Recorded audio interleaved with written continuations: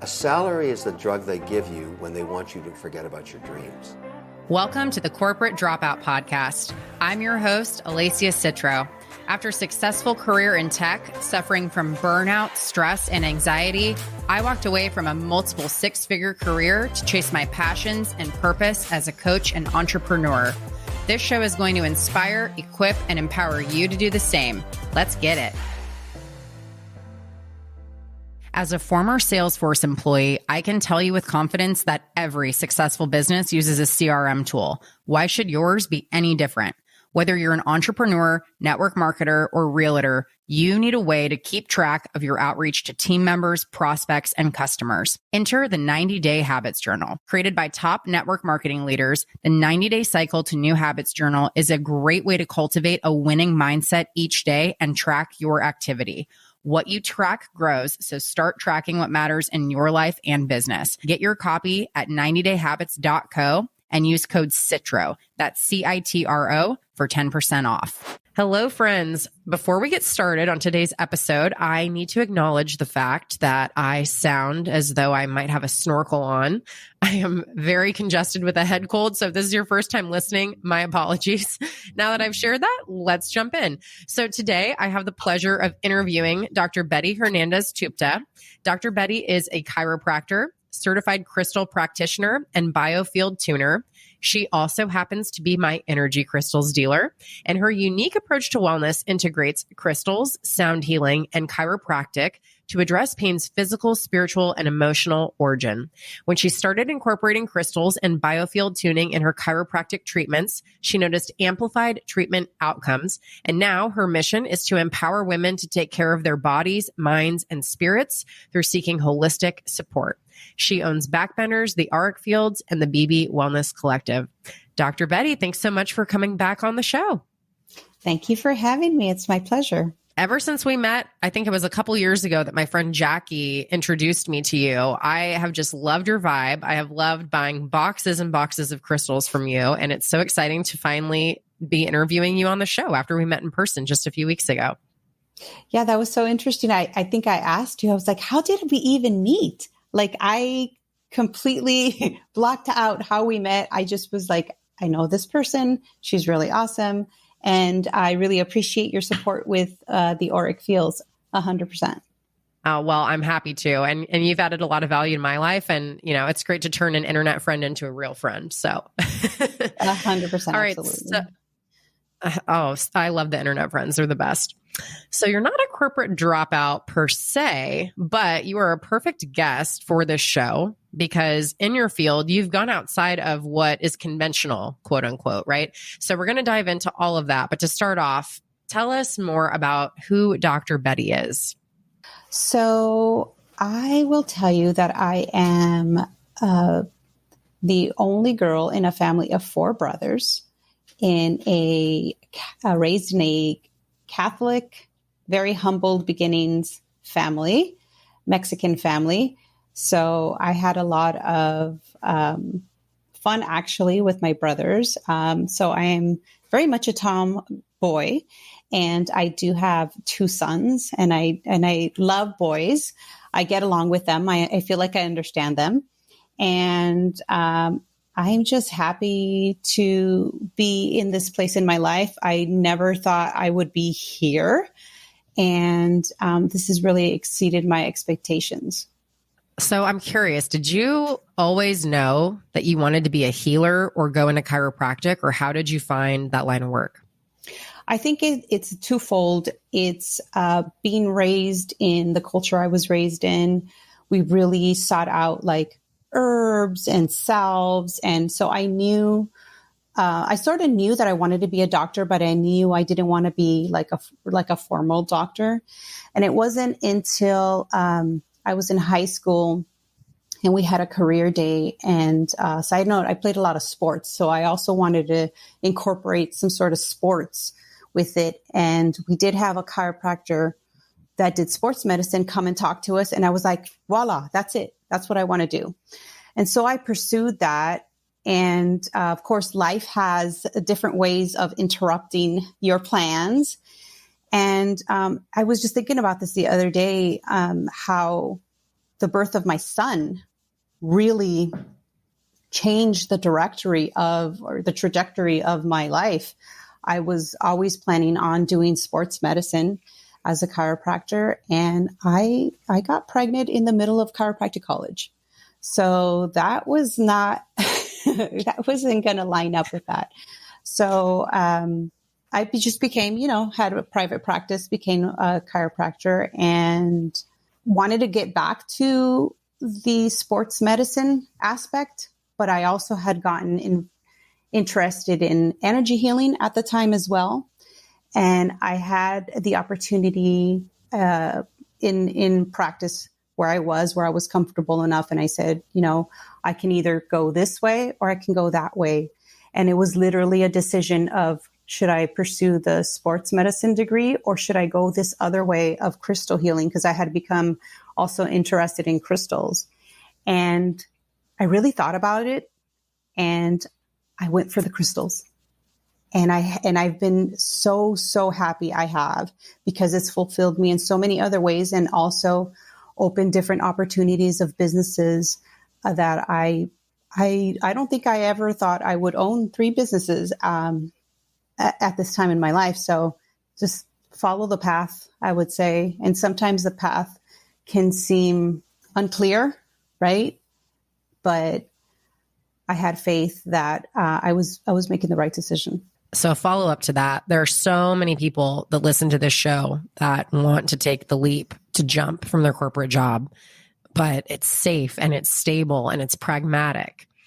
So I'm assuming, and again, definitely assuming here, that sports medicine chiropractic would have been a safer bet and more pragmatic, but you went a route that was a bit different and unconventional. What led you to do that? Was it just trusting your intuition and an inner knowing, or what made you bet on yourself and that decision? I definitely had to really look within myself and think about the 2 different possibilities and what I felt more in tune with, how I felt my practice was evolving as well. So I had to also think of that. And yes, I would say that the sports medicine would have been, it's more accepted. Everybody knows sports medicine, right? Who knows about crystal healing? Not a lot of people, unless you're in that world. And so, and there's an element, right, of science-based that I prescribe to in my chiropractic practice. But, science has its place as well. And who's to say energy healing isn't, I know a lot of people think of it as like magic or woo-woo, but there is, quantum physics and other things that support that. So if you really just take the time to look at it, you will see the value in it. And basically that's what it came down to. Just me thinking about, where do I really want to be? Right? Do I want to be in a stinking locker room? Maybe not. Well, and your office is beautiful. You have the most gorgeous setup, and I imagine it would look a little different if it was the sports medicine vibe. So I never give questions to guests beforehand unless they ask, which is rare. And so you did not receive these before, but you teed me up perfectly for the next thing I wanted to ask you. A lot of people, maybe some listening today, think energy healing and crystals and all that is a bunch of bullshit. Until perhaps they've experienced it or it finds them. So I'm curious, how did you discover this realm of energy healing? Did it find you? What was that whole process like, and what made you a believer, so to speak? So one of my massage therapists that worked at my office came up to me one day and said, hey, I do something called Reiki, and would you mind if maybe we made a session that includes massage and Reiki? And I was like, well, what's Reiki? And so she talked to me about it, and I was like, okay, well, why don't you try it on me and we'll see how that works. And I had already been, interested in crystals and dipping my toes a little bit in there. And so when she did, I was like, wow, this is amazing. I felt a connection. And that's really what started really the sort of the fire in me to pursue this energy healing, because I felt the effects myself firsthand. Yeah, that was basically it. It did find me. And funny enough, this person became a Reiki master. So if you do the different certifications, you can become that level. And she also certified me under Reiki. And I use Reiki in a different way, I think, than most. Sometimes I'm not even sure like what's happening when I do energy work, but incorporating the crystals. And that's the thing too. I love to really just incorporate the different things that I find helpful. And I work with my patients, and I have standalone sessions as well where people like you've come in and done a biofield tuning, which is an amazing sound healing modality. I personally resonate really, really highly with sound healing. So if anybody's ever done like sound baths, that's one way of doing sound healing. Like my body does like ridiculous things during the sound healing. And so I really resonate with that. And that makes a lot of sense to me scientifically because we are made mostly of water. So what is that? You know, you resonate, you vibrate.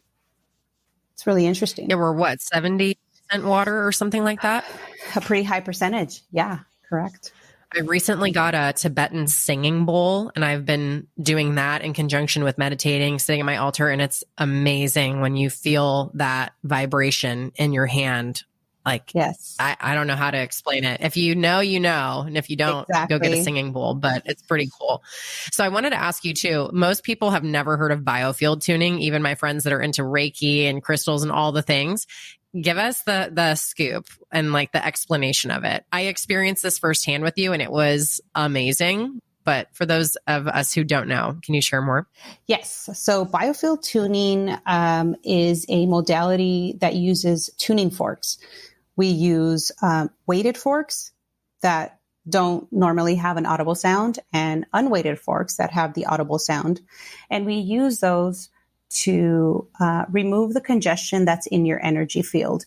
So when somebody has unprocessed emotions or traumas, their energy spreads. And instead of it being in the center where all your energy centers are, right, your chakras, it's disruptive in the outside. So it's not in the center where it's supposed to be. And that's the best. That's where you'll be able to use it more efficiently. And so biofield tuning, what it does is uses the sound and vibration to remove the congestion in your field. And it almost uses the sound like a needle on a record, and it reads your field, your energy field, and finds those pockets of congestion and uses the sound of the fork. It hears the dissonance. Your body will hear the dissonance, and then it auto-tunes itself.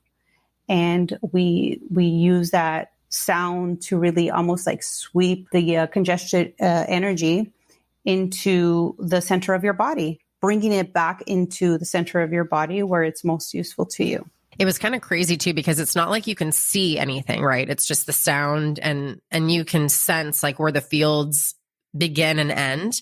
And the things that you picked up on, it was crazy. It was like, I don't know, you were a psychic or something of like, oh, I'm, picking up at this age, there was something that went on like this. And anyway, very, very cool. But I feel like there aren't a lot of people that are practicing that. Are you sort of a pioneer in this, or do you have any ideas where people can find a practitioner if they're not local to Southern California? So I'm not sure exactly how old the biofield tuning is. I will say that it is fairly new. It is actually quite international. We have a lot of practitioners all over the world. It was invented by Eileen McCusick, and she also has a really two interesting books.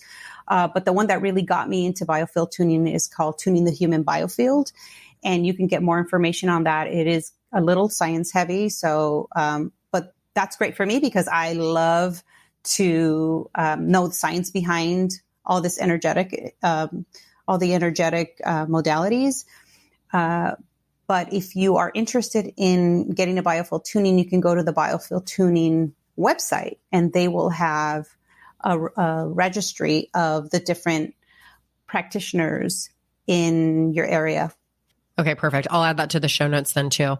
And I wanted to ask you, you had shared with me when we met in person that you had begun to incorporate, the crystals and all of this because you were seeing enhanced outcomes. Tell us a little bit about that. What are some of the differences that you see when you're treating patients with, the sound healing, with the crystals healing versus just standard chiropractic?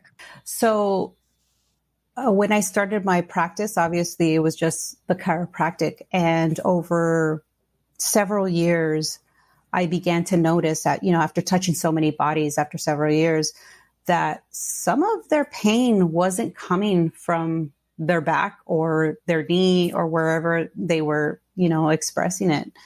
And that's also another thing that got me interested in energy healing, because I started to notice these different patterns.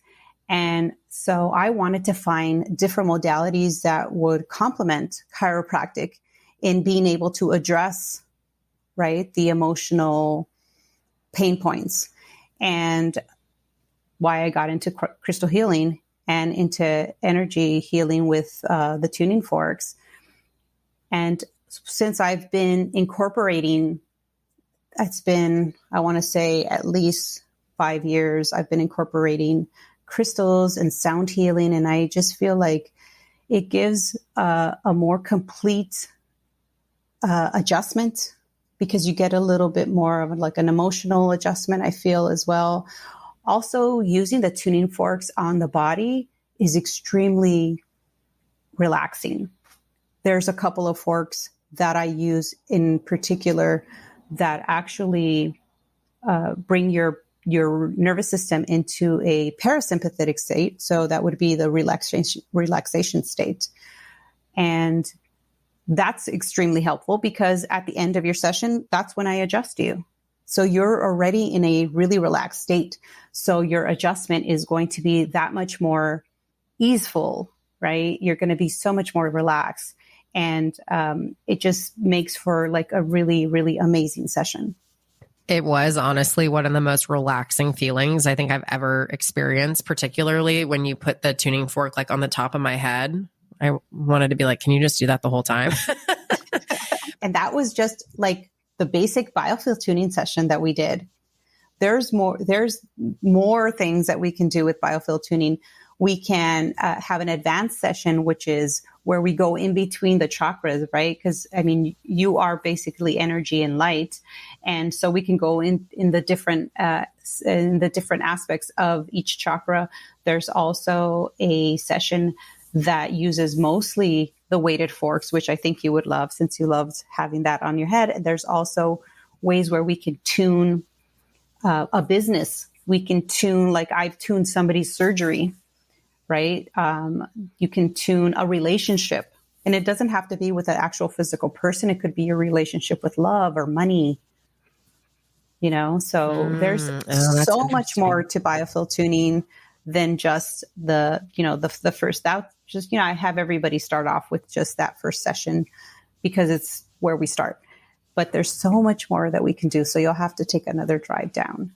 I know. I definitely need to. Well, and what's interesting too, you had shared that you can do these from a distance. Like you were telling me about your friend in Chicago that you'll do it while she's walking her dog. So you're not anywhere near each other. You're like, 2,500 miles apart, and it still works because really space and time are somewhat of illusions, right? Like energy is all connected. So I think that's pretty interesting too.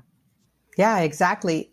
As a matter of fact, I just did a tuning, and this person wanted me to release it at like a time when she was asleep. And so I did the session during the day, right? And then I just intend for it to be released at the time that she requested. And her feedback was just like, that's amazing. I actually woke up after a certain amount of time, and I told her, well, yeah, your session went a little bit longer, and it finished at this time. And so it really resonated with the time that she woke up.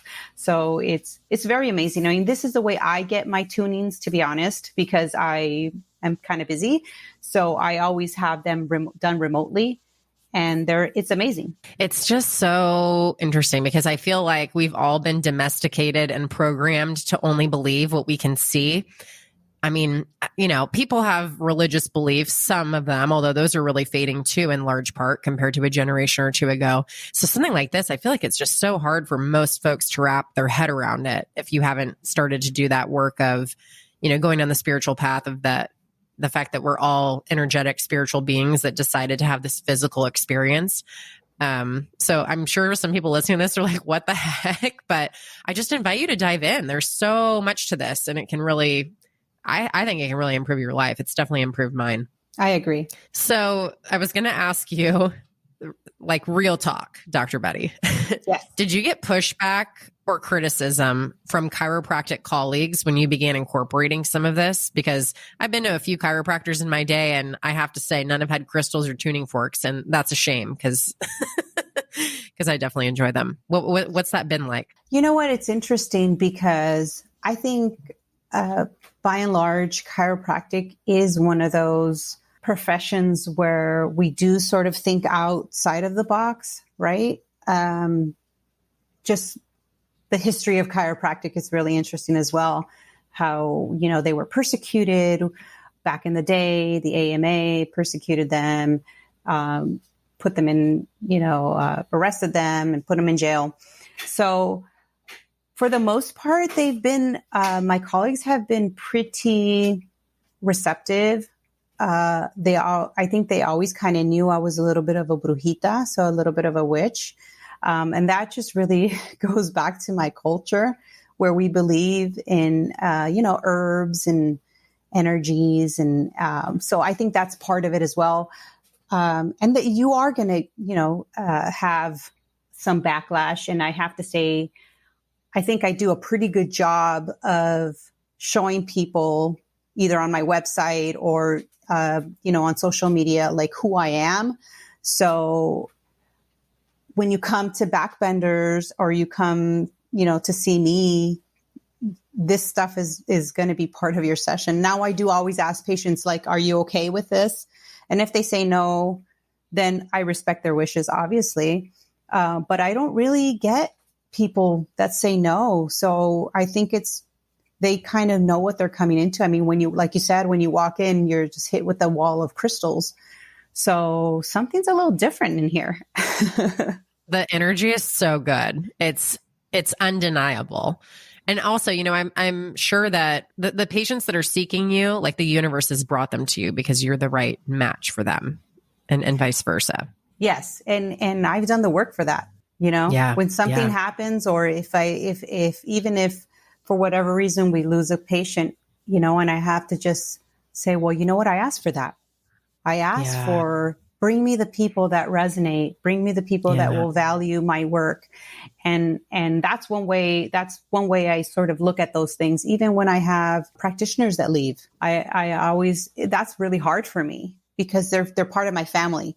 So I always I take it a little personal, although I try not to, but then I have to always fall back on that. You know what? I asked for this. I asked for these people that resonate, or they're going to resonate with backbenders. And when it's time for them to leave, then I have to respect that and accept it. Yeah. Know that it's happening for you, or it's part of a larger plan that's serving you. I think once people can come to that realization about everything in life, even the really shitty stuff, things get a lot better. So you brought up being a witch, and I just have to acknowledge some of the stuff you post. I can't remember the name of it, but like that term gets used a lot. It's like a collective or something like that. And I just saw this reel on Instagram, and it was like 8 signs that you have a witch wound that needs to be healed. And I'm like, oh, like what's going on here? Like all 8 resonated with me. I had never heard of this before. Have you heard this term of like the witch wound, and like, what are your thoughts on that and us women needing to heal it? I have heard of that term witch wound. And I mean, I always want to, not that everything goes back to capitalism, but it's sort of like the patriarchy and the collective as us females, right? Known as, even as a derogative. Oh, you're a witch, right?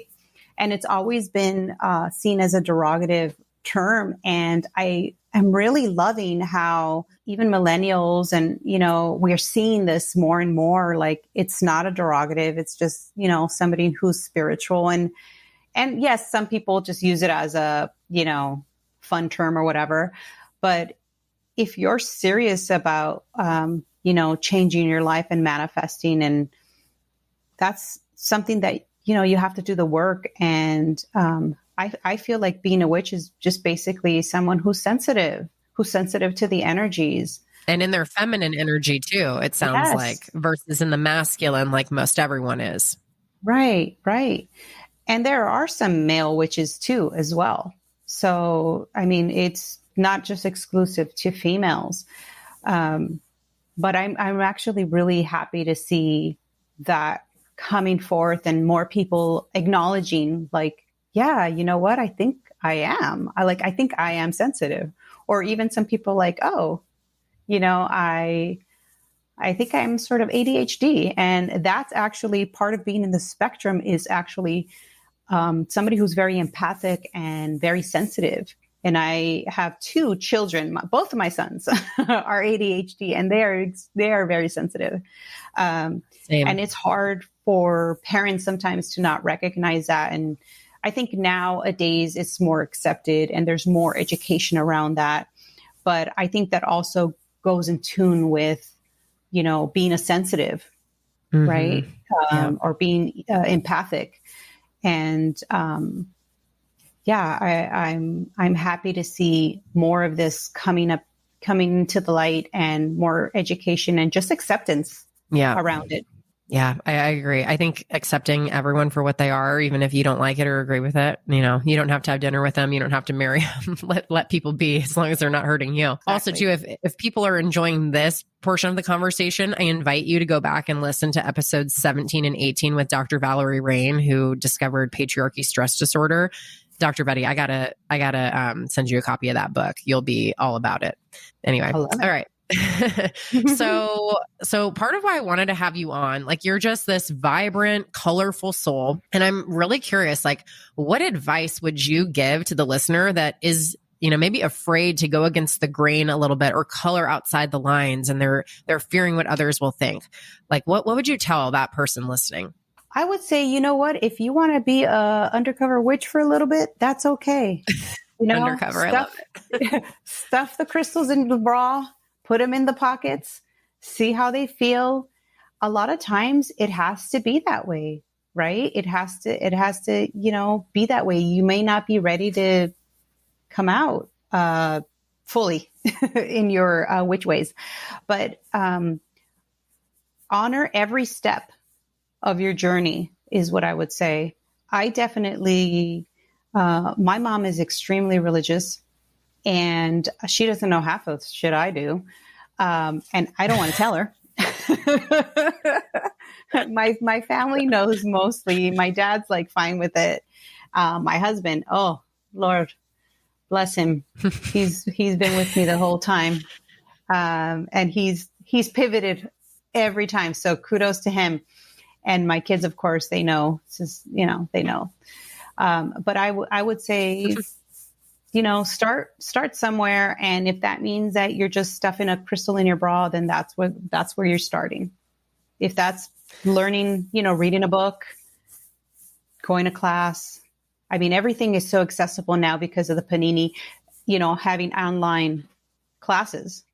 So no one has to know. You do you, boo, you learn. It's too funny. Well, and one thing I just wanted to touch on, I feel like a lot of the time when religious people aren't vibing with this energy stuff, it's just coming from a place of dogma, when in reality, like, there's a lot of common roots. I picked up this book. It's Reiki Healing for Beginners or something like that. The first chapter is about Reiki and Christianity. And I think it was episode 13. I had Kelsey Padigos on, who's a hypnotherapist, and she met Jesus in one of her hypnotherapy sessions, and wasn't religious at all. And she went on to say that Jesus was like one of the original, or maybe the original Reiki healer. And I open up this book, and sure enough, that's what it's talking about. Like, he would put his hands on people, and, people who are blind could see, right? And that's basically what Reiki is, right? It's healing through energy. So yeah, I feel like we all have a lot more in common than we think. And it's just this dogma and conditioning and programming that gets in the way. And like, it's 2022 almost, y'all. Like, let's just love each other and accept, right? Like, that's what I'm here for. Me too. Absolutely. And let's think of JC as the OG, which, I mean, that's awesome. But yeah, I agree with you. A lot of that is just closed-mindedness. And honestly, we just have to open our mind. Totally. I mean, especially too, like, not to go on a religious tangent here, but, he was hanging around with prostitutes and lepers and, so why? Yeah. Anyway. Turning water into wine. I mean, I want to be at that party. Hell yeah. Yeah. I couldn't agree more. All right. So the next question I had for you, you had shared with me, after my treatment, we got lunch, and you were sharing with me that the auric fields is your second act, and that this is going to be really the focus when you cease providing chiropractic care one day. So tell us, what was it like starting up this second income stream well before you needed it, and just anything that you've learned along the way? Well, something y'all should know about me is my rising is a Sagittarius. And so my chart ruler is Jupiter. That is the planet of expansion. So I am a very extra person. And this is very typical of me to start a second business. I did start it with a business partner who's no longer with me, sadly, but we're still good. We're still friends.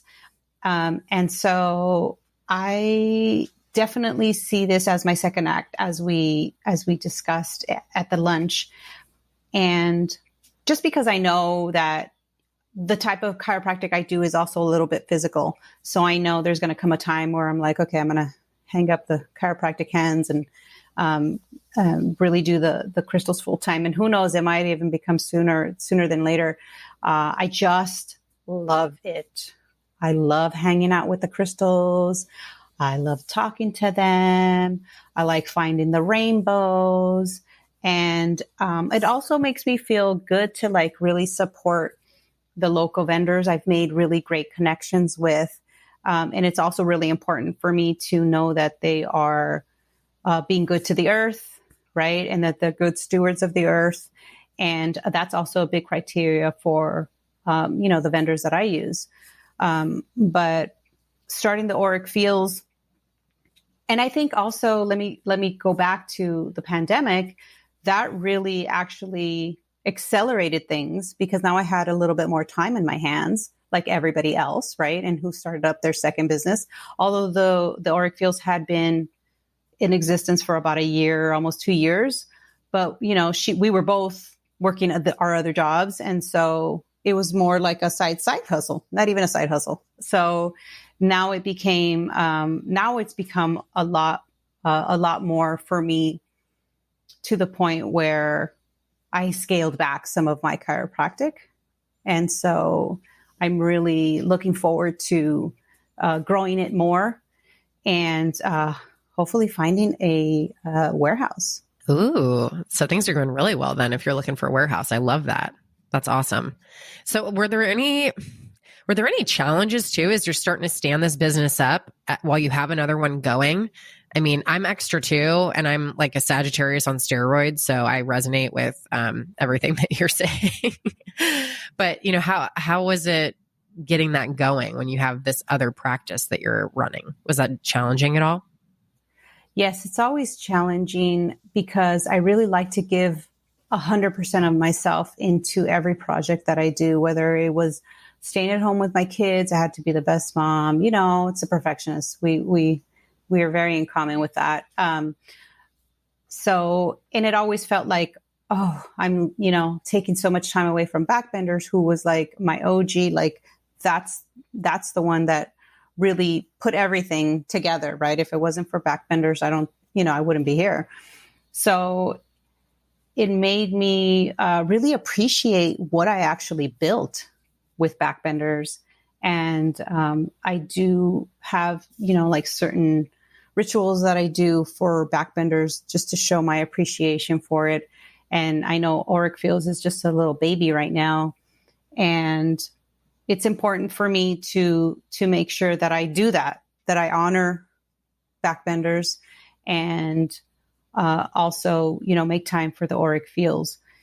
And of course, then you throw in family and, it's always difficult, right? We're always juggling, but I really do try to compartmentalize in that way. And also, first and foremost, I need to honor myself and rest. So there'll be times like that I'm just not posting. I just have to I have to do that for myself because I know I am a workaholic and I will do that. And then what happens is you burn out, right? And that's not fun. So it's important for me to really be present with my patients. And I'm actually very fortunate that my family does understand that, like, when I'm at work, unless it's an emergency, they don't really call me because I have to be present. And especially energy work too, it takes, you have to be in a good place to be able to hold space for this person. And even with chiropractic, because I have the adjustment itself, some people have emotional releases because they've been storing all this in their body. So, I don't know. Do you know human design? That's really funny you bring that up. I just ordered a blueprint from this woman, Erin Claire Jones is her name. I just ordered one for me and Mila, but I'm a generator and I'm just diving into this. It's pretty interesting. It's extremely interesting. I'm totally new at it too, but I do know that I am a manifester. And what I know about manifestors is they have closed auras. So I think that's might be one of the reasons why I'm able to do that, because there are a lot of practitioners that just get drained and cannot like do more than like 2 sessions or whatever. And I'm pretty good. I have to make sure that I'm paying attention to myself as well and taking some rest. As we're speaking today is a new moon and this one really kind of kicked my butt a little bit. So I'm relaxing a little bit. Honoring what you need and having the boundaries, both in terms of, just work, energy, all of it's so important, especially when you're juggling, because you have the third business too. So I hope, that's a big takeaway for anyone listening that's multi-passionate like we are, or extra like we are. Like, you have to have the boundaries in place. So you are the last guest of 2021. What advice? I know, isn't that cool? That was not coincidental timing. There's no such thing, right? That was divine timing. What advice would you give to the listener that feels stagnant or stuck and wants 2022 to be their year? What can they do to get energetically right? Well, first of all, I want them to acknowledge where they are, right? And if that's how you feel, that's how you feel. You have to honor those feelings and feel those feelings, for a little bit, but then you have to snap out of it. And I would say really take the time to think about what they would like to bring in for the new year, right? Or even into their life, what they would like to bring in. And all these things that, we talked about, Reiki, crystals, energy healing, those are all tools that you can use, right? But everything really is within yourself to try to use. And it's how you can get in, how well you can get in touch with that part of yourself. And it's not easy for some people. I understand that. And there's, other socioeconomical things that could be into play, but it doesn't cost you anything to really listen to yourself. And journaling is a great way of doing that as well.